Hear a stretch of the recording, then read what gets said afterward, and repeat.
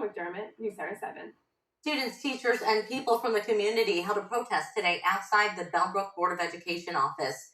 Now, this comes just days after the board voted in favor of taking the words gender identity and sexual orientation out of its anti-harassment and anti-discrimination policies.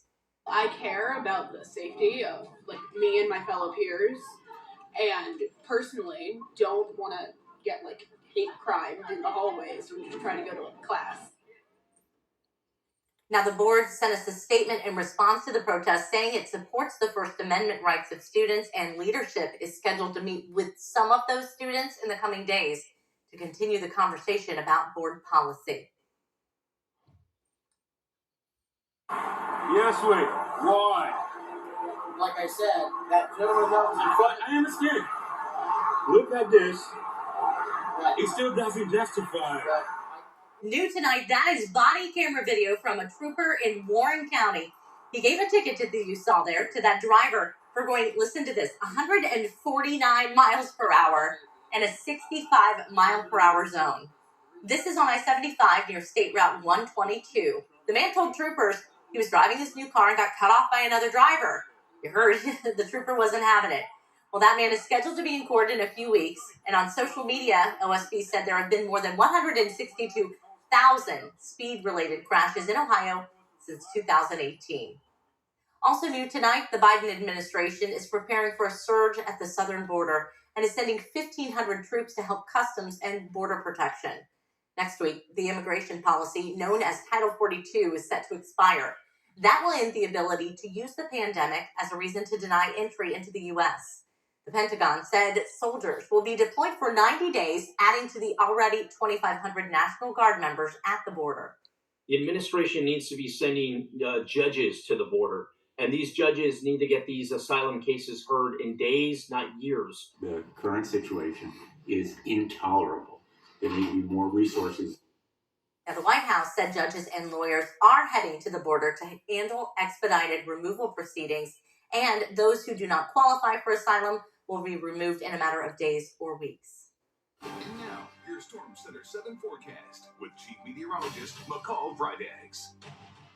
Well, we're getting close to halfway through the week, McCall, and the first half hasn't been so great. I'm looking to the next half to be a little better. Yes, and it's going to be. So thankfully, as we move toward the upcoming weekend, the weather is going to get much nicer than we've had the past few days. I see sunshine, I see warm temperatures, so start thinking of some fun things that you can do outside. I know it's been a while since we've been able to enjoy some nicer weather.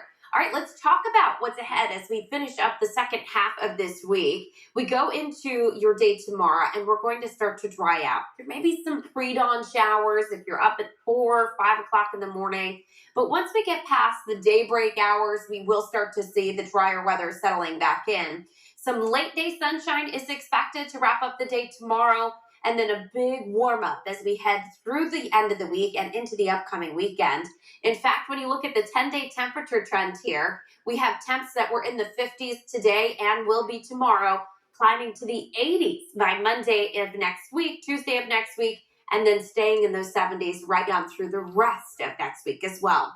All right, we are dealing with some wet weather in the Miami Valley. You can see some showers still holding on here. Steady light showers from Greenville to Troy to Springfield, and then further to the south from Cincinnati right up I-71 into Columbus. This is all pushing southward, so as we move through the rest of tonight, this heavier rain is going to slowly move out of the area. But again, there may be a couple of showers still out there before the sun comes up if you're that early morning riser. So there's 4:30 in the morning, picking up on some of that moisture left over here, especially northeast of Dayton. A little bit of some blue and pink showing up on Futurecast as well, indicating those temperatures will be cool enough to support maybe a little bit of mixed precipitation. We'll call some wet snowflakes in there with some chilly showers. 8 a.m. still holding on to some moisture. It looks like most of it should be out of the viewing area at that point. And then clouds will gradually decrease as we head toward the afternoon and into tomorrow night. Tomorrow will be a breezy day for us. I'm tracking winds of 30 to 35 miles per hour right on through the afternoon, as you see that timestamp there. But then tomorrow night, those winds will start to subside, and it'll be much better as we turn the corner into your Thursday.